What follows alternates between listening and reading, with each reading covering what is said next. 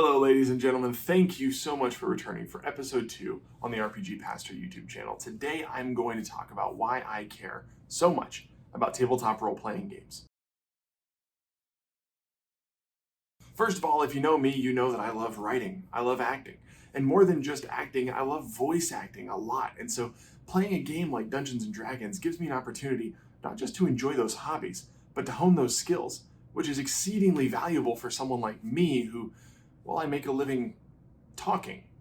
I take all the practice I can get. You see, this gives me the opportunity to tell multiple unique stories on a weekly basis. It's invaluable training. Let me give you an example. If my players are in a room talking with two NPCs, I might have to switch every couple sentences between two voices, two accents, two different attitudes that those characters might have towards the players, and two totally different demeanors overall. That kind of an opportunity is invaluable because improv skills are one of the most important things an actor can work on. Another reason that I love Dungeons & Dragons and all tabletop role-playing games are the unique scenarios and problems that your players can face that they don't usually face in normal video games. For example, very few video games have encumberment issues. Encumberment meaning how much you can carry. You might finish looting a cave and have 7 breastplates in your inventory, but in a game like Dungeons & Dragons, how are you going to carry all of that? Are you stacking them on top of your head? Are you lashing 17 breastplates all over your body? And no, this actually isn't that ridiculous of a scenario. If you've ever played or heard of World of Warcraft,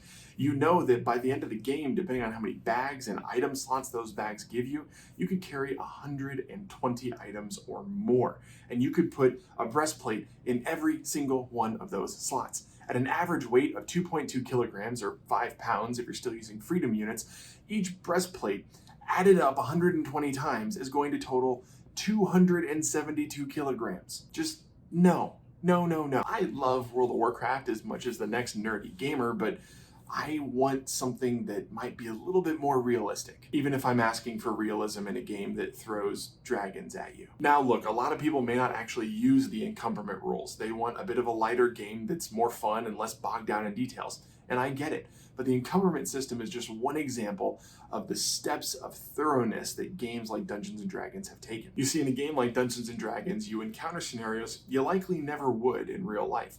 You may not think you need to know how your best friend would react the first time they come face to face with a dragon, but I assure you, once you have that little piece of information, you'll wonder how you went so long without it. For point number 3, honestly, Dungeons & Dragons has formed the basis of my core group of friends. Those situations that you never encounter in real life, they cause you to think critically in ways that you may not have before, to problem solve.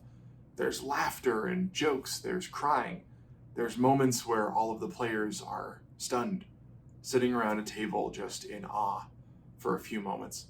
These are experiences you don't have when you go to the mall or when you stop at Starbucks for coffee. Now, the mall and Starbucks, those are great things. They're wonderful experiences, and you can definitely engage in those and have valuable conversations. But most of my close friendships that I have today have been formed around that table. These are people that I talk to every single day, and they've been there for me through everything. Now, if you're a nerd like me, then you might enjoy mental math as much as I do, and if you do, oh boy, is this the game for you. Nothing is going to improve your mental math skills than rolling 6 different kinds of dice 3 different times, adding them all together, putting a modifier on top of that, just to find out if you killed the dragon, Steven. Now hurry up! No, but seriously, this game is only limited by your imagination.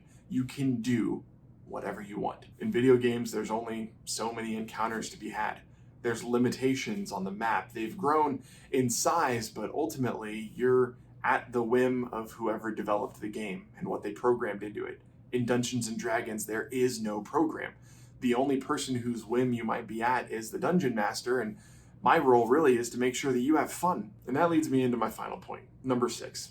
Ultimately, this game and why I love it is people. Everything else that I've listed really comes second to that. The game is only as good as the people that you're playing with. And that's true not just of games like Dungeons & Dragons, but it's true of life. It's true of our faith. It's true of Jesus. Everything that he did was about people. We are created to be in relationship with others, and my strongest relationships just happen to be formed around a table playing a silly game. You see, everything Christ did reinforced that he was about people. when God put Adam and Eve in the Garden of Eden, it says that he walked with them, shoulder to shoulder. He created them for relationship. That means we were created and you were created for relationship.